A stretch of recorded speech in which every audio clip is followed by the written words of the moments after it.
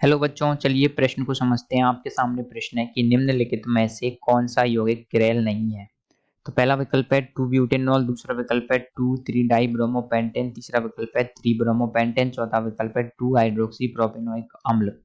तो आपको बताना है दिए गए यौगिकों में से कौन सा यौगिक किरेल नहीं है। तो दिए गए प्रश्न की जो मुख्य अवधारणा है वो ये है कि आपको सबसे पहले ये पता होना चाहिए किरेल यौगिक क्या होता है और दिए गए यौगिकों में से कौन किरेल यौगिक नहीं है। अगर आप किरेल यौगिक के बारे में जान पाएंगे तो आप दिए गए प्रश्न को हल पाएंगे। तो किरेल यौगिक क्या होते हैं ये आपको आना चाहिए। सबसे पहले देखेंगे आप किरेल यौगिक क्या होता है। देखिए, आप सभी लोग जानते हैं कार्बन के पास होती है 4 संयोजकताएं। तो क्या होता है जब कार्बन की चारों संयोजकताएं क्या होती है, अलग अलग कार्बन की चारों संयोजकताओं पर क्या हो आपके अलग अलग ग्रुप समूह, अलग अलग समूह जुड़े हुए हों, तो इस प्रकार का जो कार्बन कहलाता है उसको कहा जाता है किरेल कार्बन। और इस प्रकार के जो यौगिक होते हैं उनको कहा जाता है किरेल यौगिक।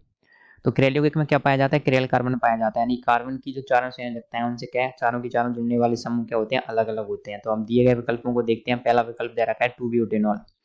2 ब्यूटेनॉल की संरचना बनाते हैं। आप देखिए मैथ, एथ, प्रोप और ब्यूट। तो देखिए 2 ब्यूटेनॉल OH आ जाएगा यहाँ पर जाएगा H। तो आप देखेंगे ये वाला जो कार्बन है इससे जुड़ने वाले चारों की चारों समूह अलग है। एक समूह तो एथिल है, एक आपके हाइड्रोजन है, एक मेथिल है, एक क्या है आपके OH समूह, हाइड्रोक्सी समूह। तो ये क्या आ जाएगा, किरेल यौगिक है। तो ये तो किरेल है। सेकंड विकल्प दे रखा है आपको, वो है 2,3-डाइब्रोमोपेंटेन। तो देखिए पेंटेन में कितने कार्बन होते हैं, 5, 1, 2, 3, 4, 5। तो आपको बोला है कि 2, 3, 2 और 3 पर क्या लगा रखा है, ब्रोमो।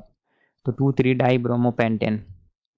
तो आप देखेंगे 2,3-डाइब्रोमोपेंटेन में किसी एक कार्बन को पकड़ लीजिए। चलिए हम इस कार्बन को पकड़ लेते हैं। तो ठीक है, जब आप इस कार्बन को पकड़ेंगे तो आप देखेंगे इसे एक तरफ क्या लग रहा है, कार्बन, एक तरफ हाइड्रोजन, एक तरफ क्या लग रहा है आपके, देखिए 3 कार्बन है उस पर ब्रोमो लग रहा है, एक तरफ क्या लग रहा है, ब्रोमो लग रहा है। तो इसके भी चारों की चारों समूह क्या अलग अलग है। तो इसके आधार पर ये भी कार्यल यौगिक है। तीसरा विकल्प है 3-ब्रोमोपेंटेन। देखिए 3-ब्रोमोपेंटेन में क्या, देखिए पेंटेन की संरचना मैथ, एथ, प्रोप, ब्यूट और पेंट। 3 नंबर पर लग रहा है इसके ब्रोमो और यहाँ पर लग रहा है हाइड्रोजन। जब आप इस वाली संरचना को ध्यान से देखेंगे तो आप पाएंगे कि यहाँ पर ये है एथिल समूह और ये भी है एथिल समूह। दोनों की दोनों एथिल समूह समान आ गए। जब आपने कहा था कि कार्बन की चारों संयोजकताएं क्या होनी चाहिए, भिन्न होनी चाहिए, तो यहाँ पर तो चारों की चारों मतलब दो समूह क्या आ गए, समान आ गए। तो इस आधार पर आप कह सकते हैं कि ये क्या कायरल यौगिक नहीं होगा। हाँ, तो तीसरा विकल्प कायरल यौगिक नहीं होगा। चौथा विकल्प देखते हैं। चौथा विकल्प दे रखा है 2 हाइड्रोक्सी प्रोपेनोइक अम्ल। तो देखिए मैथ, एथ, प्रोपेनोइक अम्ल। तो ये हो गया। और 2 नंबर पर क्या लग रहा है आपके, हाइड्रोक्सी, 2 हाइड्रोक्सी प्रोपेनोइक अम्ल। तो आप इसको देखेंगे तो ये एक तरफ क्या लग रहा है इस पर हाइड्रोजन, एक तरफ क्या लग रहा है कार्बन, एक तरफ क्या लग रहा है हाइड्रोक्सी समूह, एक तरफ क्या लग रहा है COOH समूह। तो इस वाले कार्बन के चारों की चारों संयोजकताएं क्या अलग अलग समूह से जुड़ी हुई हैं। तो ये भी आपके क्या हो जाएगा, कायरल कार्बन, और ये यौगिक क्या हो जाएगा, कायरल यौगिक।